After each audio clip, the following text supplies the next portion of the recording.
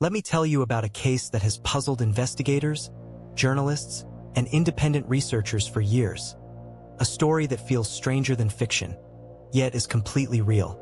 This is the story of Rey Rivera, a man whose death in 2006 remains one of Baltimore's most unsettling unsolved mysteries. Rey Rivera was 32 years old and living in Baltimore, Maryland. He worked as a financial writer and had a background in journalism and screenwriting. Those who knew him described him as intelligent, disciplined, and deeply thoughtful. He was not reckless or impulsive. He was known for being careful, methodical, and focused on long-term goals. He had plans, ambitions, and a future he was actively building. Rey was married and had recently moved to Baltimore to pursue work opportunities. His life appeared stable. There were no visible signs of distress, no history of mental illness, and no indication that he was struggling emotionally. To friends and family, Rey was simply living a normal, productive life. That is what makes what happened next so disturbing. On the evening of May 16, 2006, Rey was at home when he received a phone call. According to those close to him, the call seemed to create a sudden sense of urgency. Rey grabbed his keys and left the house quickly. He did not explain where he was going or why. He had dinner plans that night, plans he never kept. That was the last confirmed moment anyone saw Rey Rivera alive. At first, his absence did not immediately raise alarms. People miss appointments, phones lose signal. But as hours passed with no response, concern began to grow. Rey did not answer calls. He did not respond to messages. This behavior was unusual for him. 2 days later, on May 18th, the case took a shocking turn. Inside Baltimore's historic Belvedere Hotel, a large, old building containing offices, apartments, and event spaces, a man noticed something unusual in a lower-level conference room. When authorities arrived, they discovered Rey Rivera's body in a location that seemed almost impossible. Rey was found wedged between a wall and the ceiling of the hotel's lower roof area. It was not an open space. It was not a ground-level fall. It was a narrow, enclosed area that raised immediate questions. Investigators were baffled. There were no obvious signs of a struggle. No overturned furniture. No forced entry into the room. Nothing suggested violence at the scene. And yet, Rey's body was there. Nearby, his briefcase was found open, with papers scattered inside. Some documents appeared damaged. His glasses were reportedly intact. However, his wallet and phone were missing. A hotel window nearby was cracked, but investigators could not determine how it fit into the timeline or whether it was connected to Rey's death. Friends and family were devastated. Rey had shown no signs of depression, no suicidal thoughts, no emotional instability. Those closest to him insisted the idea of suicide did not align with who he was.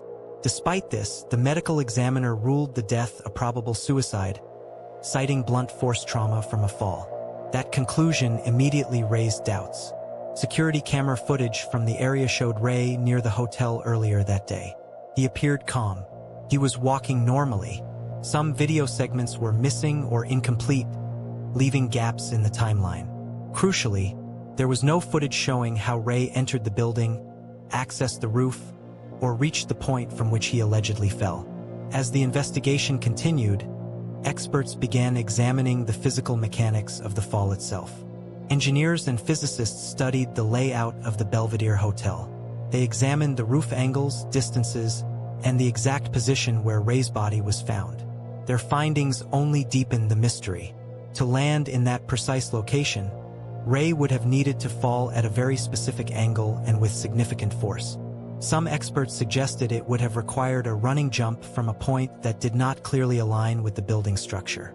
Others said the trajectory did not make sense for an accidental fall. This raised uncomfortable questions. If Rey jumped, why choose such an unusual and difficult location? If he was running, what was he running from? And if someone else was involved, why was there no clear evidence? Rey's briefcase added another layer of uncertainty. The papers inside contained fragments of writing, ideas, notes, and references. Some interpreted them as creative material. Others saw them as possible clues. No definitive conclusion was ever reached. Nothing illegal, Nothing threatening, just ambiguity. Speculation began to spread. Some believed Rey may have encountered sensitive information through his work. Others suggested a sudden psychological episode. More extreme theories proposed foul play or elaborate cover-ups. Online forums and media discussions fueled these ideas, but none were supported by concrete evidence. When the autopsy results were released, they offered little clarity. Toxicology reports showed no drugs or alcohol in Rey's system. There were no defensive wounds, no signs of prolonged physical struggle, and no injuries beyond those caused by the fall itself. Medically, there was nothing that explained why Rey would have behaved in a way that led to his death. Still, the case was closed. Over the years, journalists and independent investigators revisited the evidence.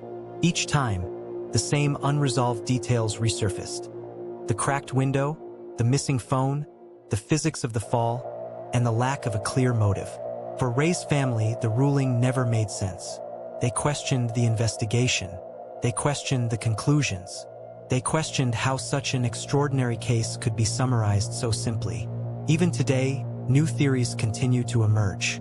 Some suggest a structural failure in the ceiling may have played a role. Others believe Rey may have been frightened or chased. Some think critical evidence was overlooked or lost during the investigation. None of these theories have been proven. What makes the Rey Rivera case unforgettable is not only the tragedy, but the sheer improbability of the circumstances. A man like Rey, careful, intelligent, and stable, should not have been able to end up where he was found. And yet, he did, or someone placed him there. We may never know the full truth. But when you look at the Belvedere Hotel, at the roof angles, the ceiling panels, and the empty space where Rey Rivera's body was discovered, one question refuses to disappear. How did Rey Rivera get there, and why?